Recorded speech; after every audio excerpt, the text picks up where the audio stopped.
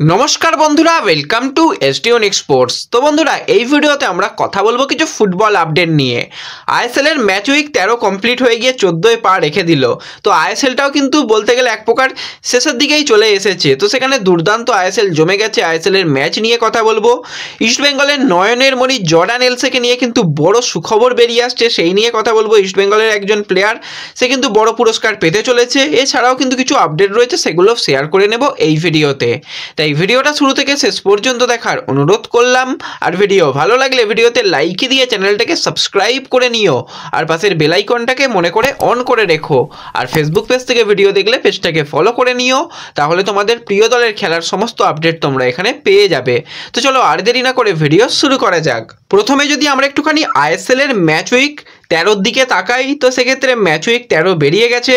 Goalkeeper পজিশনের জন্য আমরিন্দর রয়েছে। ডিফেন্ডার প্লেয়ার হিসাবে কিন্তু বিদেশি প্লেয়ারের সাথে সাথে সেখানে প্রভাত লাগড়া এবং জয় গুপ্তাও সুযোগ পেয়েছে। তো মাঝ মাঠে কিন্তু দুজন বিদেশি প্লেয়ার রয়েছে, তার সাথে দুজন ভারতীয় প্লেয়ারদের মধ্যে অজয় ছেত্রী রয়েছে। তো যেভাবে ডার্বি ম্যাচে অজয় ছেত্রী ফুটবল খেলেছে, সেই কারণেই কিন্তু এই টিম অফ দ্য উইকের মধ্যে অজয় ছেত্রী নিজের নামটাকে তুলে ফেলেছে। তো সৌভিক চক্রবর্তী মাঝ মাঠের ভরসা দিচ্ছিল, অজয়ও কিন্তু খুব ভালো ফুটবল খেলেছে। তো বয়স কিন্তু অজয়ের খুবই কম, মাত্র 24 বছর বয়স, মিডফিল্ডারের প্লেয়ার, এবং পরবর্তী সময় কিন্তু এই প্লেয়ারটা ইস্টবেঙ্গলের জন্য একটা সম্পদ হতে পারে।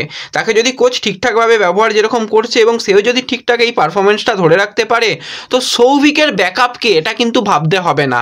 সৌভিকের ব্যাকআপ অজয়ই থাকবে, এবং পরবর্তী ম্যাচেও যেহেতু সৌভিককে পাওয়া যাবে না, তো অজয় সেই জায়গায় ফুটবল খেলবে। তো আমরা চাই অজয় আবারও খুব ভালো ফুটবল খেলুক এবং ইস্টবেঙ্গলের মাঝমাঠে ভরসা যোগাক। তো তোমাদের অজয়ের খেলা কীরকম লাগছে সেটা কিন্তু অবশ্যই কমেন্টে জানিও। আইএসএলকে দিয়ে কথা বলি, তো আজকে ম্যাচ ছিল ওড়িশা এফসির সঙ্গে হায়দ্রাবাদের।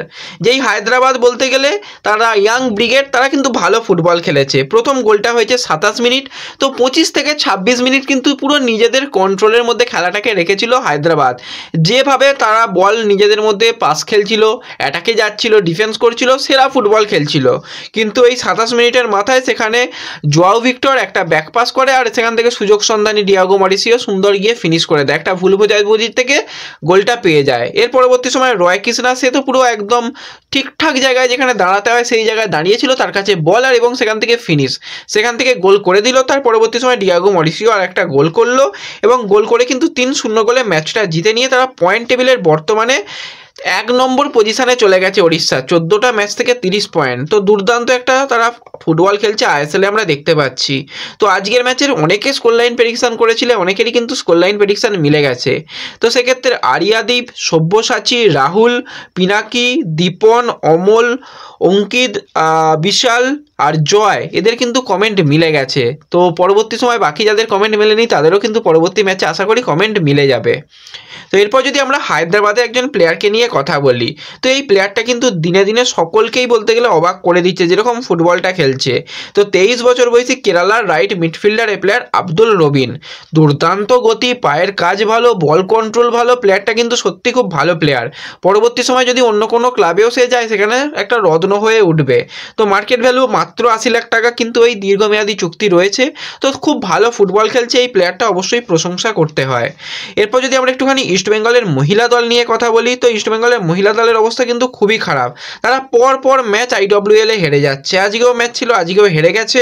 কিন্তু তার মধ্যে একটা ভালো জিনিস হচ্ছে, ইস্টবেঙ্গলের বাংলাদেশি মহিলা প্লেয়ার সঞ্জিদা আক্তার, সে কিন্তু একটা দুর্দান্ত গোল করেছে। যেখান থেকে একদম বল পেয়েছিল, সেখান থেকে ওই যে দূরপাল্লা শট এবং অন টার্গেট শট, বলতে গেলে মাঝ মাঠ থেকে গোল করে দিয়েছে ফ্রি কিকের থেকে। তো দুর্দান্ত একটা গোল করেছে। গোলটা যারা দেখোনি পারলে দেখে নিও। তো খুব ভালো গোল করেছে। তো পরবর্তী সময় ইস্টবেঙ্গলের মহিলা দলেও কিন্তু বেশ কিছু ভালো প্লেয়ারকে নিতে হবে। খুব একটা এই দলটা ভালো খেলতে পারছে না। গত বছর যে দল ছিল সে দলে তো অনেক প্লেয়ারই বেরিয়ে গেছে।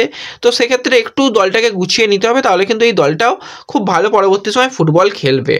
এবার যদি আমরা একটুখানি বেঙ্গালুরুকে নিয়ে কথা বলি, তো বেঙ্গালুরু যে বিদেশি প্লেয়ারকে ডেনমার্কে সাইন করিয়েছে তোমরা সকলেই জানো, 28 বছর বয়সী সেন্টার ফরওয়ার্ডের প্লেয়ার অলিভার ডস্ট। তো সেই প্লেয়ার কিন্তু বর্তমানে ইন্ডিয়াতে এসে গেছে এবং আজকে থেকেই বেঙ্গালুরু এফসির ক্যাম্পে যুক্ত হয়ে গেছে, প্র্যাকটিস সেশন শুরু করে দিয়েছে। তো দেখা যাক কতটা ভালো ফুটবল খেলতে পারে এই অলিভার। এর থেকে তো আশা অনেক কিছু রয়েছে, যেভাবে উইন্টারে দলকে আরও বেশি শক্তিশালী করে নিয়েছে বেঙ্গালুরু। তো সেক্ষেত্রে এই প্লেয়ার এসে যাওয়ায় আরও বেশি শক্তি পাবে এবং পরবর্তী ম্যাচ থেকে থেকে তারাও চেষ্টা করবে ভালো ফুটবল খেলার। তো দেখা যাক কতটা ভালো ফুটবল খেলতে পারে এই অলিভার। তো এরপর যদি আমরা একটুখানি ইস্টবেঙ্গলের বিদেশি প্লেয়ার জর্ডান এলসেকে নিয়ে কথা বলি, তো 29 বছর বয়সী অস্ট্রেলিয়ান সেন্টার ব্যাক বর্তমানে তার দেশেই রিহ্যাব করছে। কিন্তু কিছুদিন আগে সে নিজস্ব ভাবেই মানে সোশ্যাল মিডিয়াতে একজনের সঙ্গে কনভারসেশন করেছিল যে সে ফেব্রুয়ারিতে আসতে পারে। কেউ আপডেট দেয়নি, সে নিজেই আপডেট দিয়েছিল।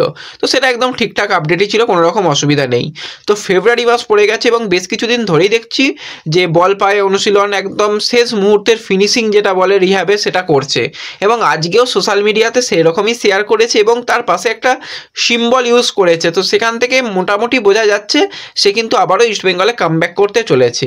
এবার হয়তো তোমাদের সকলের মনে প্রশ্ন, পার্দো ভালো ফুটবল খেলছে, হিজাজি ভালো ফুটবল খেলছে, তারপরও কেন এই প্লেয়ার আসছে, আবার আসছে? তো দেখো, প্লেয়ার তো কন্ট্রাক্টেড প্লেয়ার, 31শে মে পর্যন্ত ইস্টবেঙ্গলের প্লেয়ার, অন্য কারোরই প্লেয়ার নয়। সেক্ষেত্রে জর্ডান এলসে এসে রিহ্যাব করবে এবং পরবর্তী সময় তোমরা অনেকেই জানো বা অনেকেই জানো না, এএফসি নিয়মে পরিবর্তন হয়েছে, সেখানে 11 জন বিদেশি প্লেয়ারকেই কিন্তু পরের বছর থেকে খেলানো যাবে।